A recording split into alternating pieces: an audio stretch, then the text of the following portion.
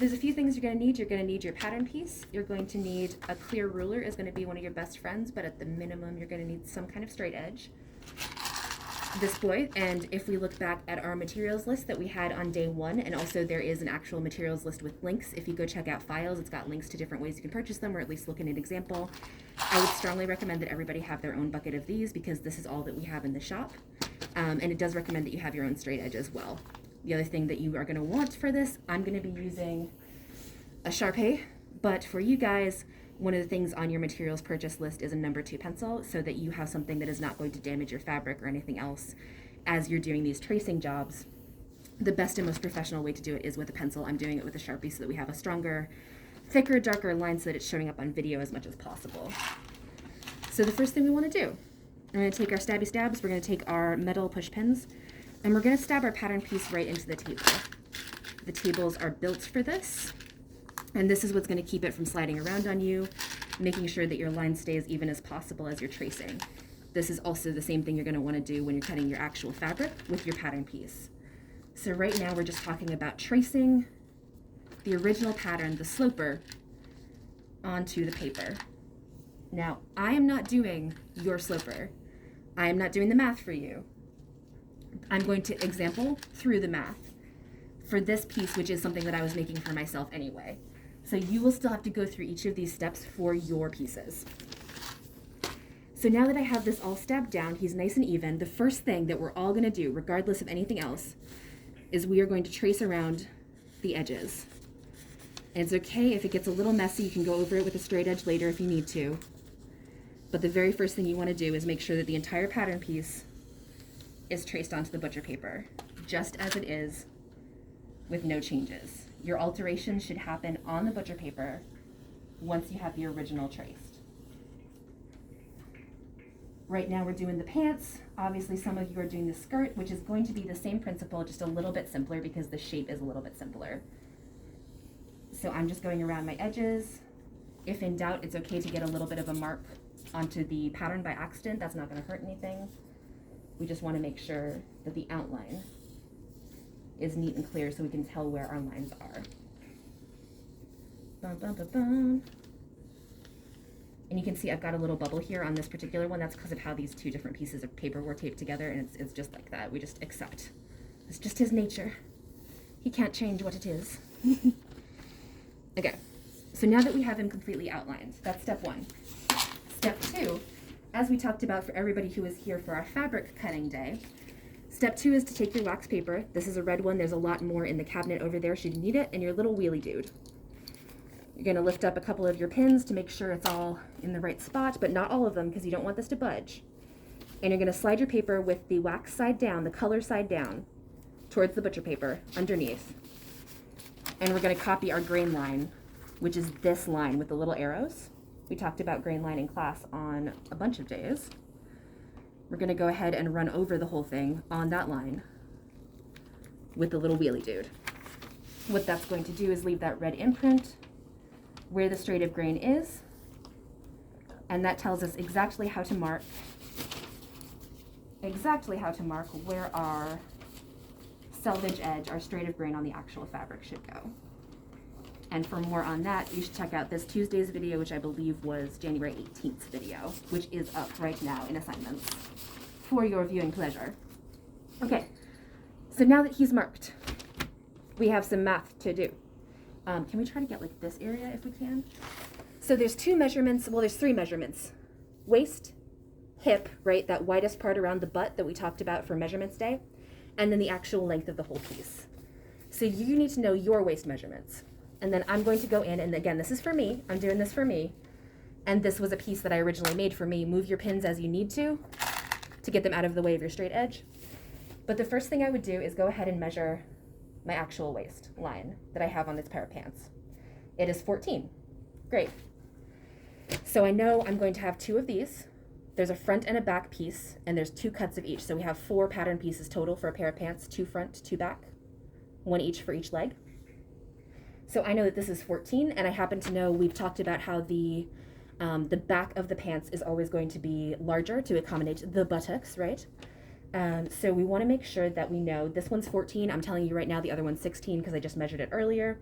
So each of those is multiplied by 2. 2 times 2, 28. So I have 28 in my front, and then in my back I have 16 times 2, which is 32, right? Okay, so that's my total waist measurement before I've added seam allowance. That's my total waist that I have available in this pattern as it is. Add those together, 20 and 30 is going to be 50, 8 and 2, so we're going to have 60 inches total. I think that's the right math. Yes. This is the math that you are going to do for your sloper. Again, this is not the pattern that you're using. This is a completely different one that happens to go through the same steps so that you have a chance to do this process. Now I'm going to do the exact same thing across the buttocks. So this is our crotch line. This is the crotch seam that goes between the legs. But right here where that little point is, that, and trust your straight edge to give you a nice straight line so you can tell what the length is. That is going to be the thing that's going to give you that right at the hips, like the widest part of the hips, right at the bottom of the butt usually. So this line, we're going to measure, and it is 16 and a half. And then I measured the other one a little bit ago. So you're going to trust me on the math here because I did it earlier and I wrote it down on, I literally wrote it down on my hand. That we had a total of, wait, no, that can't be right. I'm lying about something. Haha. Ignore me. I've already lied to you enough today. Okay, so I'm just doing it on the other one real quick because I was wrong. So 21 and a half. Okay, so we know this one's 16 and a half. 16 and a half times 2. And the other one is 21 and a half times 2. That's going to be what, 42, 43 inches, 16, 33. Going to add those two together, so we're going to get 76. So this is my hip. And so I have 60-inch waist available in this pattern as it currently is. I have 76 inches available in the butt, widest part. I know my measurements, so I'm going to write them over here. What are mine? My waist happens to be 36. I measured for this purpose. And my hips happen to be 50. So that's the difference. I have whatever the heck that is, a 14-inch difference between my waist and my hips.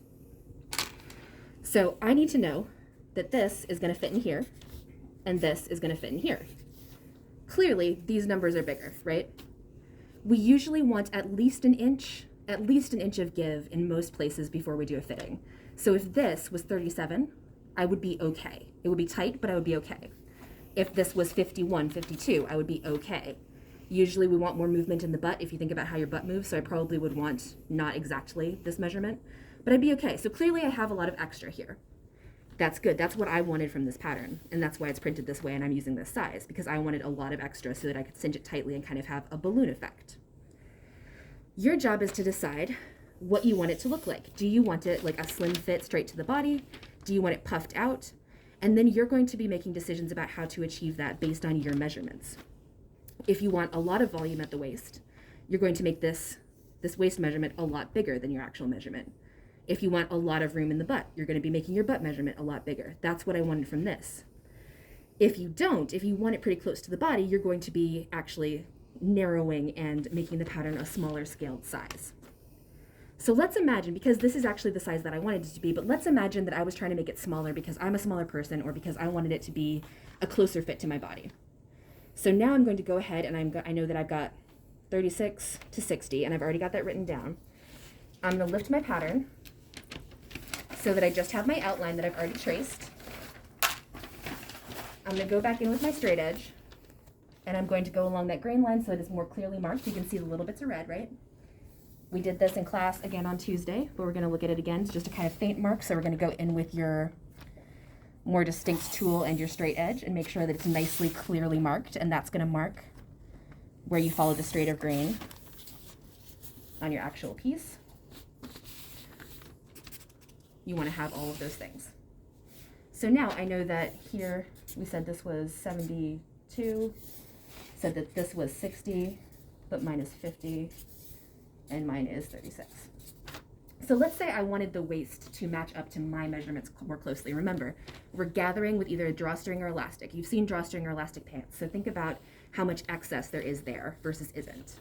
Imagine that in your head and decide how much excess you want to get the shape that you want to achieve. That's the design element, and now you figure out how to engineer it. So we're not quite cutting this in half, but I could take a lot of inches off. Let's say I wanted this to be, let's say I want it to be 45 inches.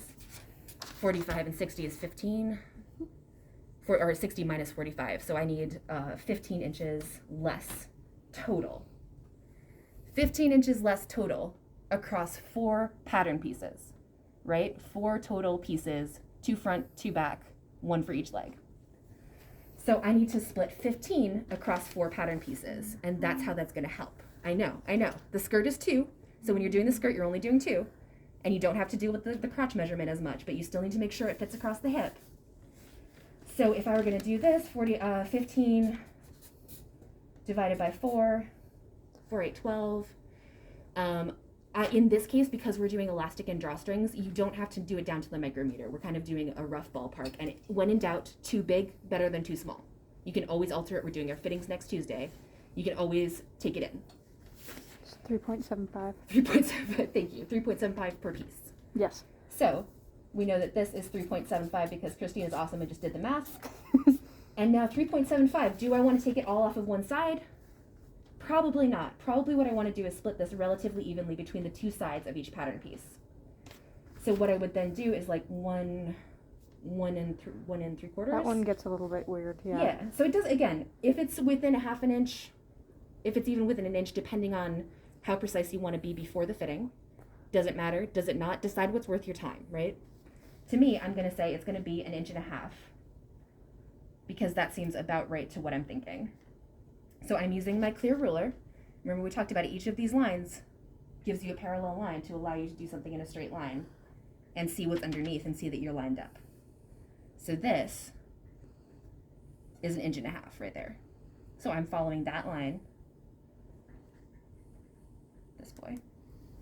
I'm just trying to get it to not glare. Oh well. It's good, yeah, it's gonna glare a little bit.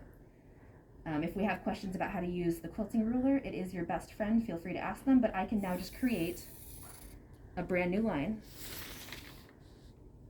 for the smaller size that I'm thinking of with less gathering and volume, even for my own size. Because the idea that I had for this was that they were going to be quite wide, and I'm just following, I'm lining up 1.5 inches all the way down. All the way down. Right? And then I could do the same thing over here. And we're going to count this boy, right? We're going from the point. So I would zoom over here, and I would do the same thing, where I would go in 1.5 inches. And this isn't as straight a line, but I'm still going to go for it. And then I would know, because based on my information, and I want you guys to know too, this curve is going to be important. If you're going much smaller, you want to make sure that the total of this curve stays similar. So I would then create more of a curve like this if I was going much smaller. See how I'm following that exact same line, but I'm taking it in from here?